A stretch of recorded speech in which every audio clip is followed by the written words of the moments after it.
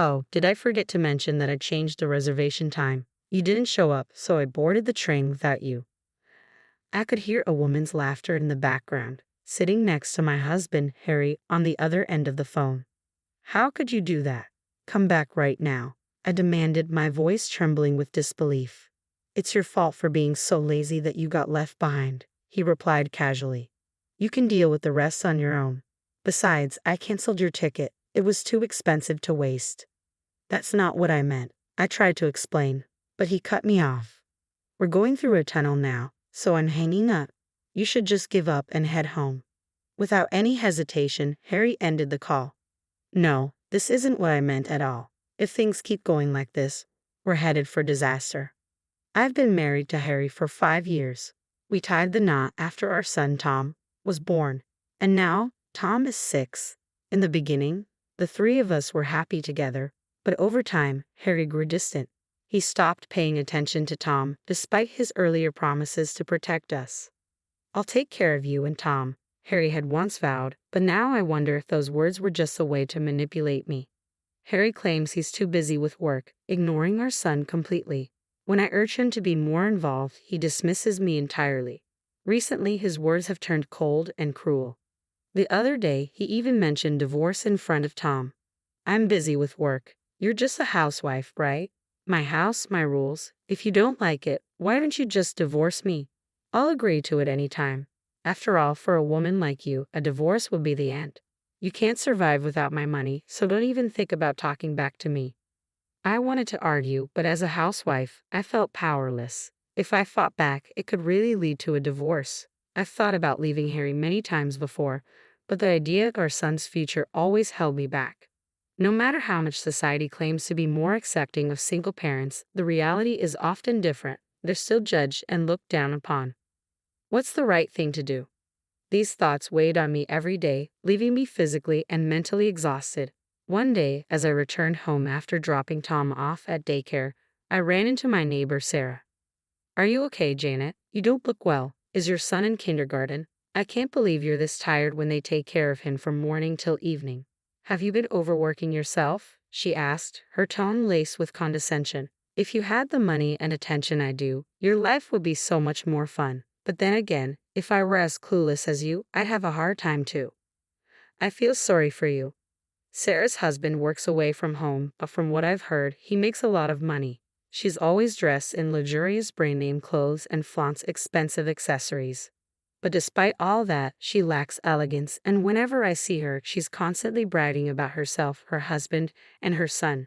She may not be a bad person, but I've never really liked her. Everyone always seems to have something to say, but I just wish she could understand my feelings, even a little.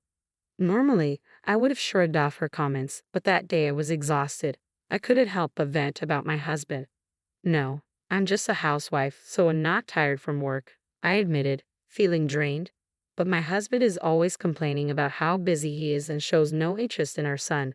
Lately, he's been so irritated that he even talks about divorce in front of our child. I feel sorry for Tom.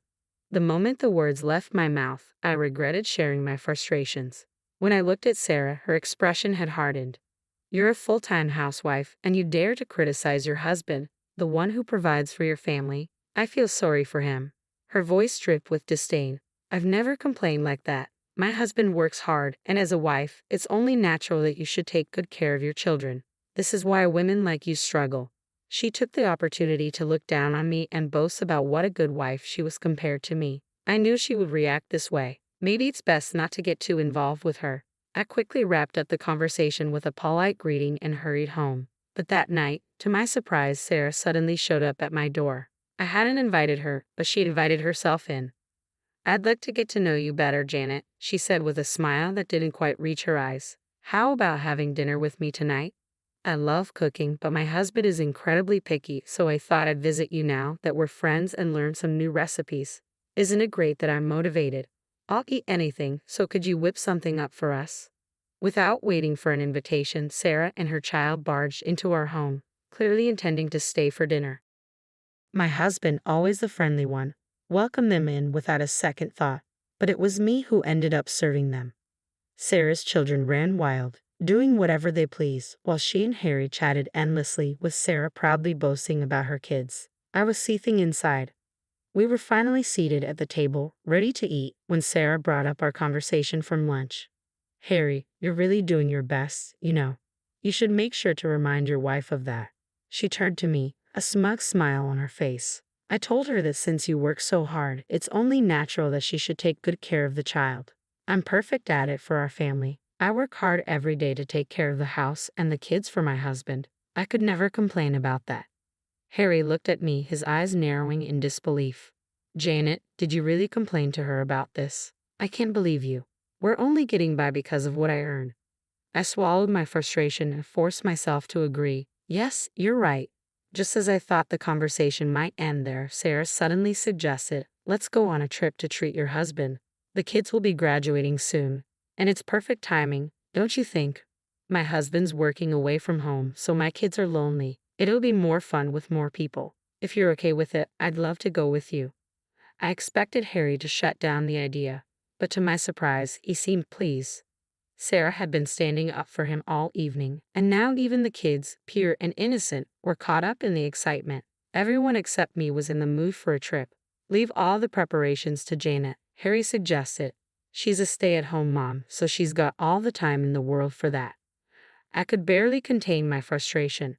That's impossible, I finally said. With your salary, we can't afford to pay for a trip for 5 people. Besides, it's a one-parent situation. You're blaming your own son. I can't believe you. Harry's expression darkened. You don't appreciate me enough, Few. You're an absolute disgrace. Sarah, sensing the tension, chimed in. That's right, Janet. You don't appreciate enough at all. Do you even know your own worth? Do you really think you're some great person? Her words cut deep, and I realized just how isolated I had become. I swallowed the words that were on the tip of my tongue, and after apologizing to both of them, reluctantly agreed to plan the trip. Your neighbor is struggling without her husband, so you better handle all the work, Harry said dismissively. I couldn't believe it. Who do you think has been raising our son all on her own? I wanted to shout, but I bit my tongue, trying to suppress my growing frustration. As I began organizing the hotels and planning every detail, it became clear that the trip they wanted would cost several $1,000s. If I spent that kind of money, my savings would be completely wiped out. I've always been the one providing for us, I told Harry. You should at least cover the costs this time. If you don't have it, then go into debt or borrow from your parents, he replied coldly. But remember, if you borrow money, you better be ready to pay it back over a lifetime. No matter what I said, Harry wasn't going to listen. I gave up trying to argue and focused on finding a way to make the trip happen. After some trial and error, using point cards and coupons, I finally managed to plan something within budget. I secured a nice hotel, and Sarah was very pleased with the arrangements. See how great my ideas are, she said to Harry, beaming. I thought of every detail to make sure you could have a wonderful getaway.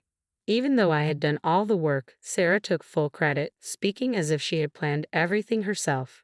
My husband, of course, was thrilled with her presentation. How useless you are, Janet, he said, a note of contempt in his voice. Sarah is so talented. Shame on you for making me feel like this. I felt the sting of his words, the weight of blame that always seemed to fall on me. This was never the life I had imagined, but still, I couldn't bring myself to consider divorce, not for Tom's sake. I kept telling myself to stay calm as the day of the trip arrived. With Harry and Tom by my side, we headed to the bus station.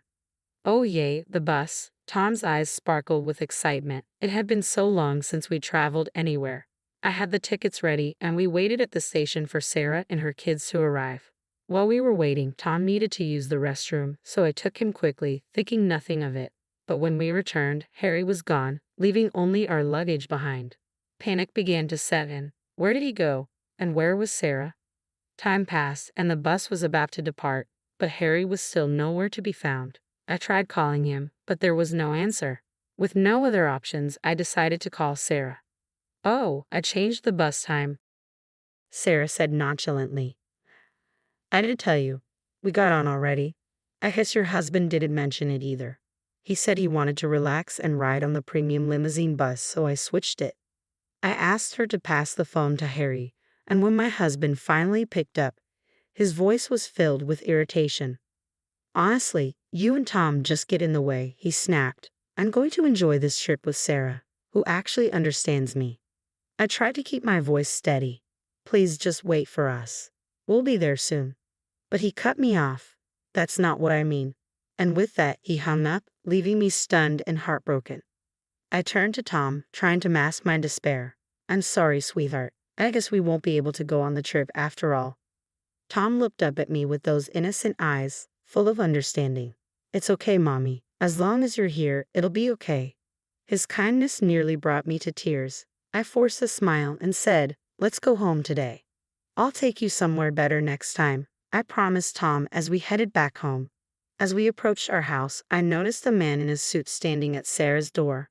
He looked serious, and I couldn't help but wonder who he was and what he wanted with Sarah.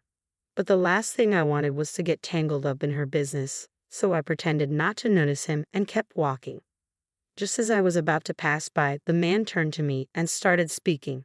I hurried away, unsure of what he wanted, but the encounter left me uneasy. 3 days later, Harry called, his voice filled with urgency. What happened to the hotel payment? Get me $3,000 right now. $3,000? There was no way I could come up with that kind of money. Why didn't you settle the bill in advance? I asked, my frustration boiling over. You're so stupid, he snapped. Come here right now. I couldn't believe what I was hearing.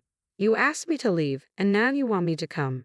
I had enough of his nonsense. I got us that hotel through my father's contacts. If I don't go there, they'll charge the regular rate, $3,000.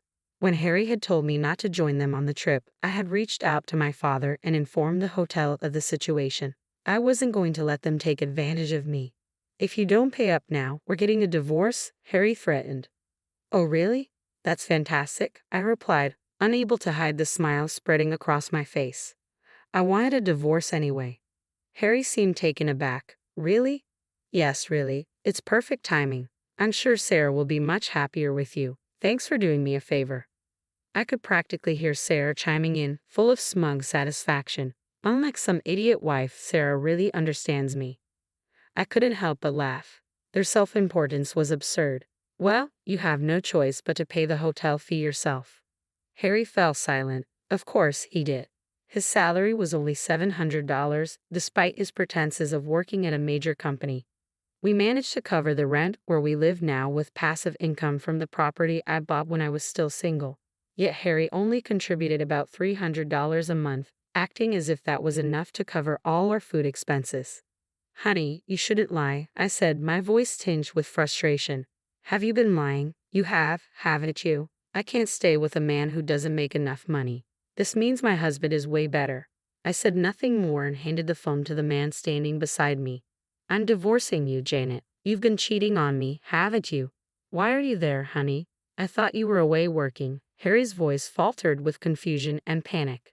To my surprise, the man in the suit who had spoken to me 3 days ago was Sarah's husband, Jack. 3 days earlier, when I returned home after being left behind at the bus stop, Jack had approached me, having just returned from work himself.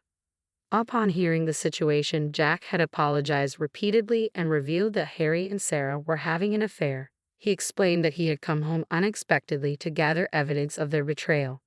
I asked my father to contact the hotel and arrange for pictures to be taken of Sarah and Harry together during their stay.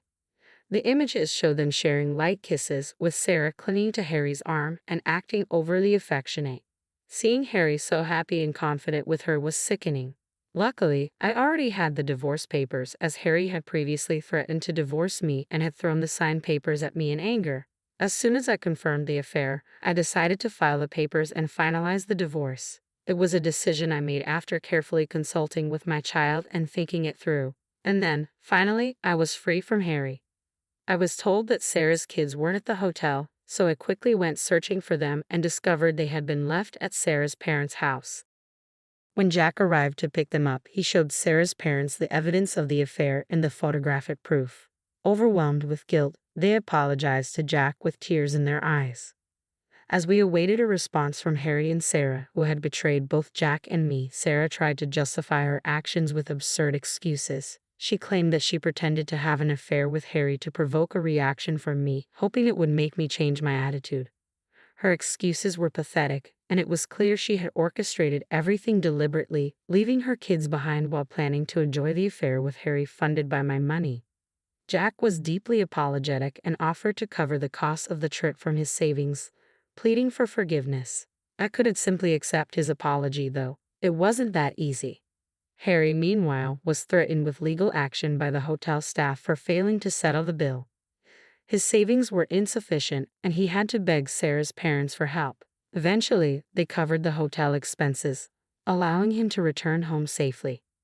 That same day, I hired an attorney to formalize the divorce, seek alimony, request custody of my son, and demand child support.